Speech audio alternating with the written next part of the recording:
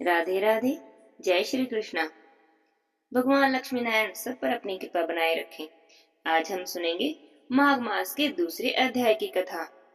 अगर अभी तक आपने पहले अध्याय की कथा नहीं सुनी है तो आप हमारे चैनल पर जाकर माघ मास के पहले अध्याय की कथा भी सुन सकते हैं। चलिए आज की कथा प्रारंभ करते हैं।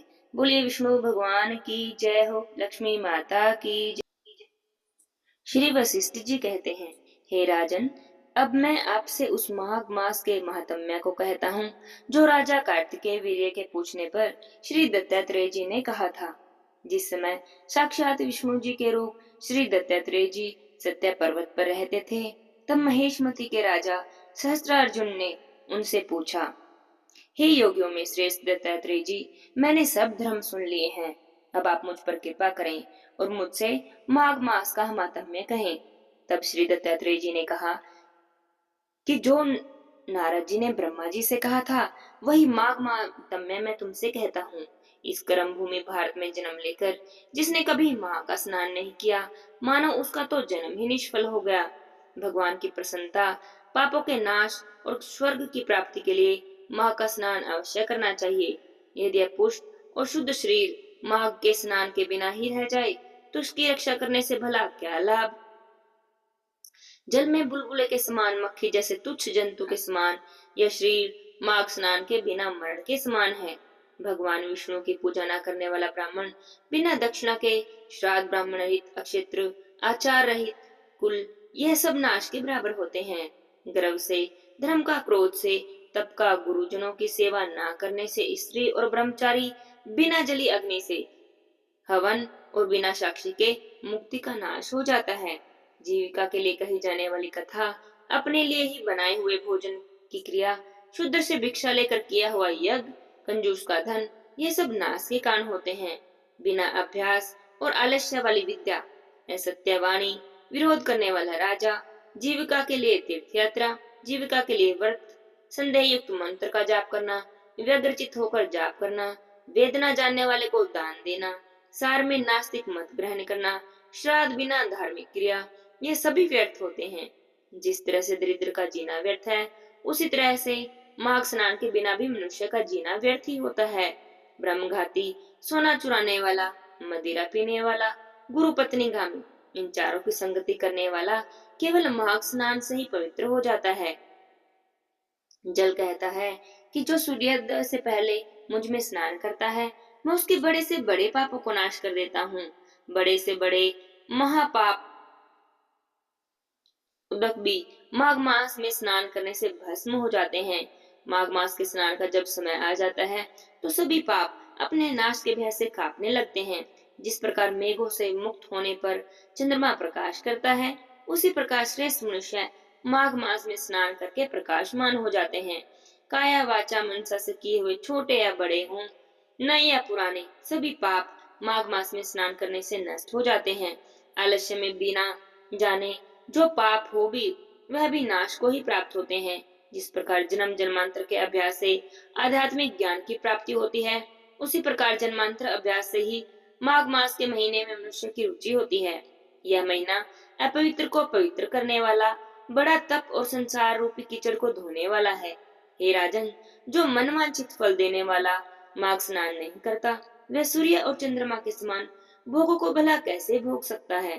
दत्तात्रेय जी कहते हैं, हे राजन, इसके संबंध में मैं तुम्हें एक प्राचीन इतिहास सुनाता हूँ। तुम ध्यान से सुनो। रघुवंश में ऋषिका नाम की एक ब्राह्मणी थी जो बाल्यकाल में ही विधवा हो गई। वह रेवा नदी के किनारे विंध्याचल पर्वत के नीचे तपस्या करने लगी। वह जितेंद्रिय, सत्यवक्ता, सुशील, दान दाने और तप करके देह को सुख करने वाली थी, सुखाने वाली थी। अग्नि में आहुति देकर उच्च वृत्ति द्वारा छठे काल में भोजन करती, वह कल वस्त्र धारण करती और संतोष से अपना जीवन व्यापन करती। उसने रेवा और कपिल नदी के संगम पर 60 वर्षों तक माँ का स्नान किया और फिर वहीं पर उसकी मृत्यु हो गई। माघ स्नान के फल से वह 4000 दिव्य वर्षों तक विष्णु लोक में वास करके सुंद और उपवन दैत्य का नाश करने के लिए ब्रह्मा जी के द्वारा तिलोत्तमा नाम की अप्सरा के रूप में ब्रह्मलोक में उत्पन्न हुई। वह बहुत रूपवती थी, गान विद्या में बहुत प्रवीण थी और मुकुट कुंडल से शोभायमान थी। उसका रूप यौवन और सौंदर्य देखकर स्वयं ब्रह्मा जी भी चकित हो गए। वह तिलोत्तमा रेवा नदी के पवित्र जल में स्नान करके वन में बैठी थी। तब सुंदर उप सन के सैनिकों ने चंद्रमा के समान उस रूपवती को देखा और अपने राजा सुंद और उपसन से उसकी शोभा का वर्णन किया। उन्होंने कहा कि कामदेव को लज्जित करने वाली ऐसी परम सुंदरी स्त्री हमने कभी नहीं देखी। आप अभी चलकर देखें। तब वे दोनों मदिरा के पात्र को रखकर वहां पर आए, जहाँ पर की वह तिलोत्तमा सुंदरी बैठी हुई थी। मदिरा पान के नशे में काम क्रीड़ा से पीड़ित हुए और दोनों ही आपस में उस स्त्री रत्न को प्राप्त करने के लिए विवादग्रस्त हो गए और आपस में ही लड़ने लगे। युद्ध करते हुए वहीं पर समाप्त हो गए। उन दोनों को मरा हुआ देखकर उनके सैनिकों ने बड़ा कोलाहल मचाया।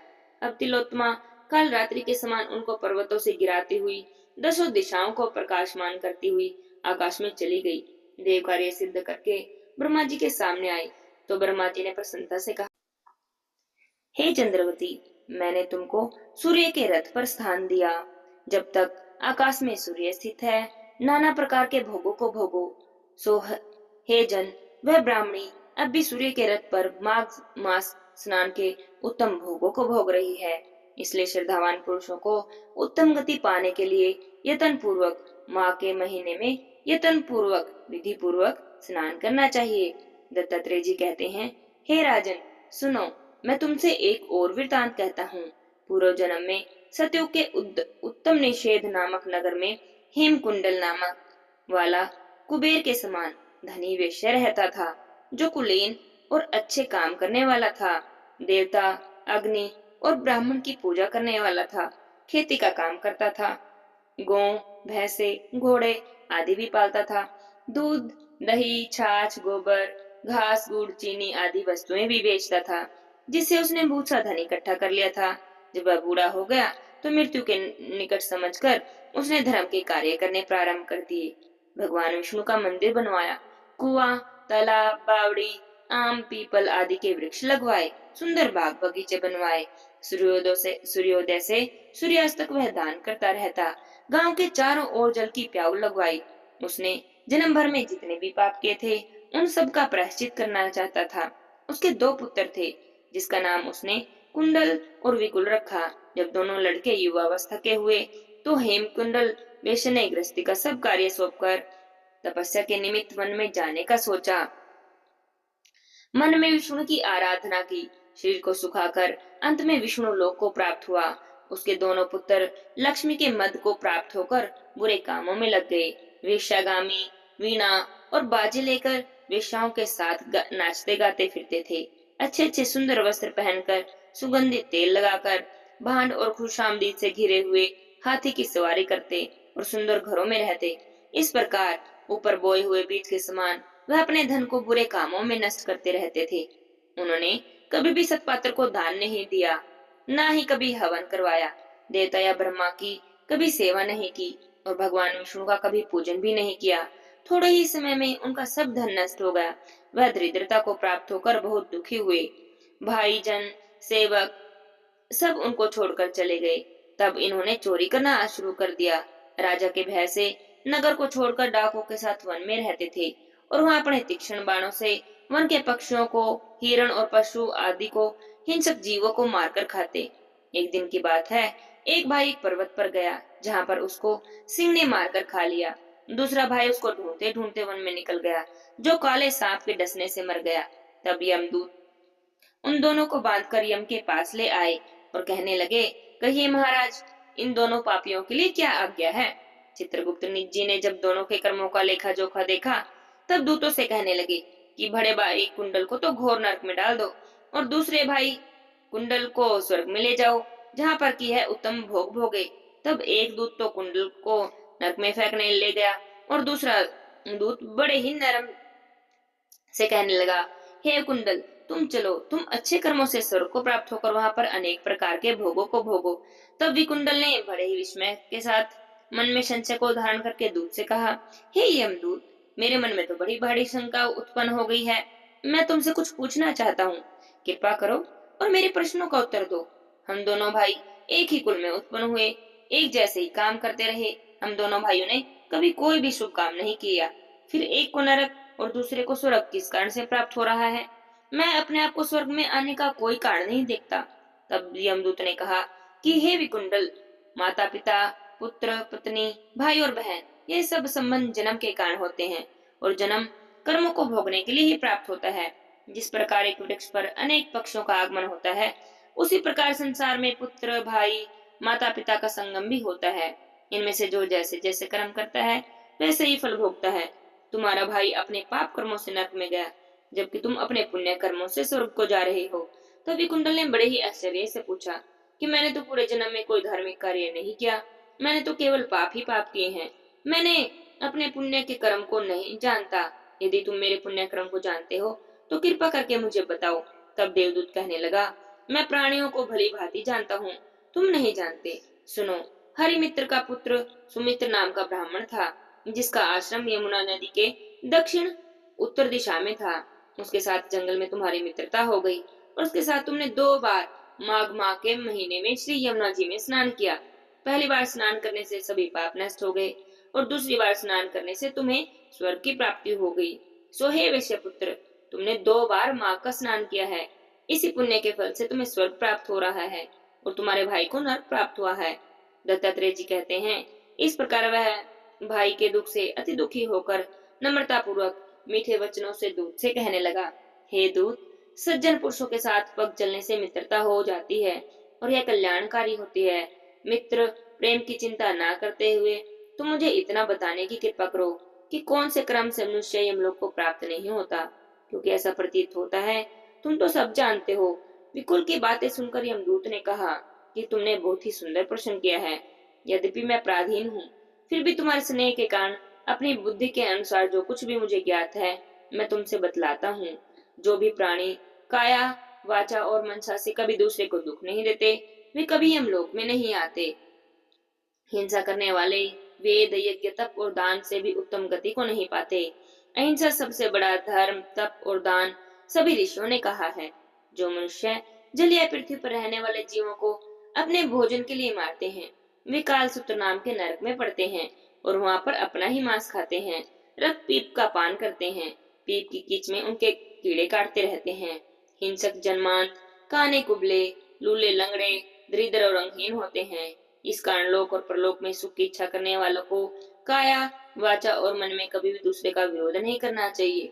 जो हिंसा नहीं करते हैं उन्हें किसी भी प्रकार का भय नहीं होता। जिस प्रकार सीधी और टेढ़ी दोनों प्रकार की बहने वाली नदियां समुद्र में मिल जाती हैं, वैसे ही सब धर्म अहिंसा में प्रवेश कर जाते हैं। ब्रह्मचारी, गृहस्थ, वानप्रस्थ और यति सभी अपने अपने धर्म का पालन करने वाले और जितेंद्रिय रहने से लोक को प्राप्त करते हैं। जो जलाशय आदि बनाते हैं और सदैव 5 यज्ञ करते हैं, वे कभी यमपुरी में नहीं जाते। जो इंद्रियों के वशीभूत नहीं हैं, वेद व वेद आदि और नित्य ही अग्नि अर्थात हवन आदि का पूजन करते हैं, वे स्वर्ग में जाते हैं। युद्ध भूमि में जो शूरवीर मर जाते हैं, वे सूर्य लोक को प्राप्त होते हैं। जो अनाथ स्त्री और शरण में आए हुए ब्राह्मण की रक्षा के लिए अपने प्राण दे देते हैं, वे स्वर्ग को प्राप्त होते हैं और स्वर्ग से कभी नहीं लौटते। जो भी मनुष्य लूले लंगड़े, वृद्ध, अनाथ और गरीब का पालन करते हैं, वे सदा स्वर्ग में जाते हैं। जो मनुष्य गौओं के लिए पानी का आश्रय करते हैं, कुआं, तालाब, बावड़ी बनवाते हैं, वे स्वर्ग में निवास करते हैं। जैसे जैसे जीव इनमें पानी पीते हैं, वैसे ही उनका धर्म बढ़ता जाता है। जल ही मनुष्य के लिए प्राण है, इसलिए जो जल का दान करते हैं, प्याऊ आदि लगवा देते हैं, वे स्वर्ग को प्राप्त होते हैं। बड़े बड़े यज्ञ भी वह फल नहीं देते जो अधिक छाया वाले वृक्ष मार्ग पर लगाने से दे देते हैं। जो मनुष्य वृक्ष रोपण करता है, वह सदैव दानी और यज्ञ करने वाला होता है। जो अच्छे फल और अच्छी छाया वाले मार्ग के वृक्षों को काटता है, उसे नरक की प्राप्ति होती है। तुलसी का पौधा लगाने से सब पापों से मुक्ति होती है और जिस घर में तुलसी वन है, वह घर तो मानव तीर्थ के समान है। उस घर में कभी भी यमदूत नहीं जाते।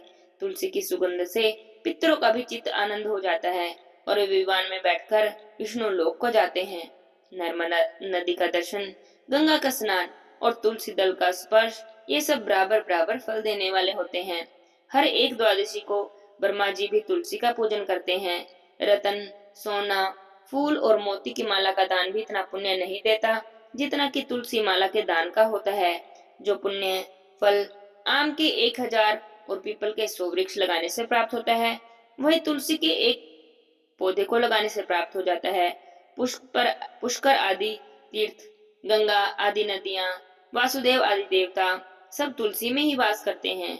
जो एक बार, 2 बार, 3 बार रेवा नदी से उत्पन्न शिव मूर्ति की पूजा करते हैं अथवा सप्तक रतन के पत्थर से आपस से निकले हुए तीर्थ में पर्वत या वन में रखी हुई शिव मूर्ति की पूजा करता है, सदैव ओम नमः शिवाय इस मंत्र का जाप करता है, ये यमलोक की कथा भी नहीं सुनता। प्रसंग, शत्रुता, अभिमान से शिव पूजा के समान, पापों को नाश करने वाला और कीर्ति देने वाला, तीनों लोक में कोई और काम नहीं जो शिवालय को स्थापित करता है। वह शिव लोक में जाता है। ब्रह्मा, विष्णु और शिव का मंदिर बनाकर मनुष्य वैकुंठवासी होता है। जो भगवान की पूजा के लिए फूलों का बाग लगाते हैं, वे मनुष्य सदा धन्य हैं। जो माता पिता, देवता और अतिथियों का सदैव पूजन करते हैं, वे ब्रह्म लोक को प्राप्त होते हैं। यमदूत ने विकुंडल से आगे क्या कहा, यह हम अगले अध्याय की कथा में सुनेंगे। आज के अध्याय की कथा यहीं पर समाप्त होती है। बोलिए विष्णु भगवान की जय हो, लक्ष्मी नारायण भगवान की जय हो। जय जय राधे श्याम।